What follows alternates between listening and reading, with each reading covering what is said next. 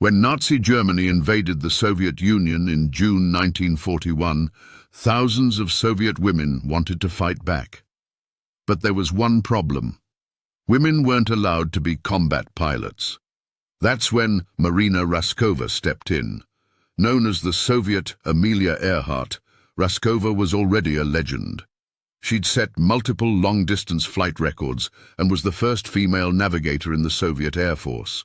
After receiving hundreds of letters from women begging to join the fight, Raskova did something bold. She went straight to Joseph Stalin himself. On October 8, 1941, Stalin authorized the creation of 3 all-female air regiments. The most famous would become the 588th Night Bomber Regiment. But here's the twist. While the other regiments eventually mixed in male personnel, the 588th remained entirely female. Every single person. Pilots, navigators, mechanics, ground crew, all women. And they were about to become Germany's worst nightmare. The planes they flew were Polikarpov Po-2 biplanes. These weren't sleek fighter jets. They were slow wooden crop dusters covered in canvas. They had a maximum speed of just 94 miles per hour. They had no radios, no radar, and no parachutes. The cockpits were open to the freezing night air. In winter, temperatures dropped so low that pilots got frostbite just from looking out to see their targets. These planes were never designed for combat. But the Night Witches turned them into weapons of psychological warfare. Here's how they did it.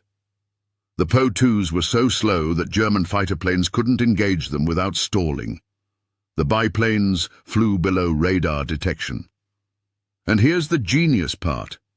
As they approached their targets, the pilots would cut their engines and glide silently toward German positions. The only sound was the wind whistling through the wooden struts. That eerie whooshing noise. German soldiers said it sounded like witches on broomsticks. That's how they got their nickname. Die Nachthexen, the Night Witches. The women flew multiple missions every single night, sometimes up to 18 sorties in one evening. They'd take off at dusk, drop their bombs, fly back to reload and go out again, over and over until sunrise. They targeted German supply lines, fuel depots, railways, and troop positions. The constant harassment meant German soldiers couldn't sleep. Morale collapsed. The psychological impact was devastating. From 1942 to 1945, the Night Witches flew over 23,000 combat missions. They dropped more than 3,000 tons of bombs and 26,000 incendiary shells.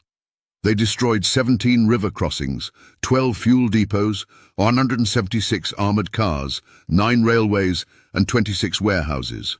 They logged 28,676 flight hours in combat. And they did all of this in planes made of plywood and fabric. But this came at a cost. 32 Night Witches died during the war, including Marina Raskova herself, who was killed in a crash near Stalingrad in 1943. Her remains were buried in the Kremlin Wall, one of the highest honors in the Soviet Union. Despite the losses, the regiment earned incredible recognition. 23 members received the Hero of the Soviet Union Award, the nation's highest military honor. In February 1943, they were redesignated as the 46th Taman Guards Night Bomber Aviation Regiment, marking them as an elite unit. The Night Witches faced constant danger. They flew through searchlights and anti-aircraft fire. One pilot, Nadezhda Popova, returned from a mission to find her plane riddled with 42 bullet holes. Many were shot down multiple times and survived. They flew in conditions that would ground modern aircraft, and they did it night after night for 3 years straight. But here's the part that'll make you angry. When World War II ended, the Night Witches were disbanded just 6 months later. When the Soviet Union held its massive victory parade in Moscow, the Night Witches weren't invited. The reason? Their planes were too slow. The same planes that had terrorized the German army and helped win the war were now considered an embarrassment. The most highly decorated female unit in Soviet Air Force history was left out of the celebration. The Night Witches proved that courage has no gender. They flew obsolete planes into hell and came back for more. They struck fear into one of history's most powerful armies, using nothing but skill, bravery, and wooden biplanes. German soldiers offered rewards for shooting them down, but night after night, the witches kept flying. This is what happens when you underestimate women in war. The night witches didn't just fight. They dominated the night sky and changed history forever.